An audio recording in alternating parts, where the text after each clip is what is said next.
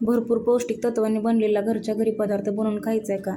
जर असा पदार्थ बनवून खायचा असेल तर हा व्हिडिओ शेवटपर्यंत बघा.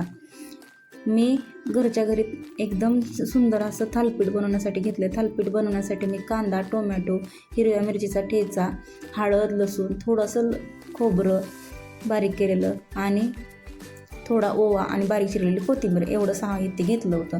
हे साहित्य सगळंच मिक्स करून घ्यायचं. मिक्स केल्यानंतर आपण घरी करतो ते सगळ्या भाकरीचं, चपातीचं सगळंच पीठ म्हणजे ज्वारी, बाजरी, गहू, तांदूळ आणि थोडंसं बेसन हे सगळे पिठं एकत्र मिक्स करायची. या पिठं बारीक चिरून घेतलेलं सगळ्या साहित्यात मिक्स केल्यानंतर हे पीठ मळून घ्यायचं. मळून घेतल्यानंतर ते तव्यावरच थापून घ्यायचं. तवा थंडच असला तरी चालतो. थंड तव्यावर थोडंसं तेल ओतायचं. तेल ओतल्यानंतर हे तयार केलेल्या पिठाचा एक गोळा घेऊन त्यावर थापून घ्यायचा. थोडंसं थापून घेतल्यानंतर थोडंसं हाताला पाणी घेऊन पण तुम्ही थापू शकता. थापून घेतल्यानंतर त्यावर पांढरं तीळ टाकायचं. पांढऱ्या तिळानं अजून टेस्ट चांगली लागते.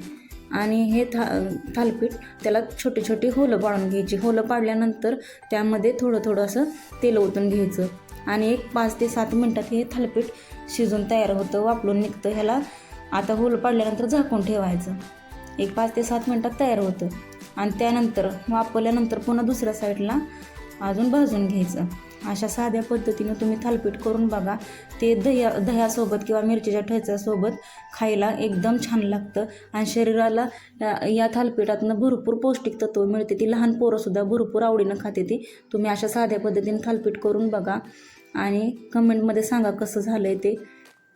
याला तुम्ही लसूण, खोबरं, शेंगदाणं आणि अशी साधी मिक्स चटणी जरी केली तरी एकदम छान लागते. त्या चटणीचा व्हिडिओ मी नंतर तुम्हाला करून पाठवेन. अशा साध्या रेसिपी पाहण्यासाठी चॅनलला सबस्क्राईब करा, लाईक करा आणि कमेंट करून सांगा कशी वाटते रेसिपी ते.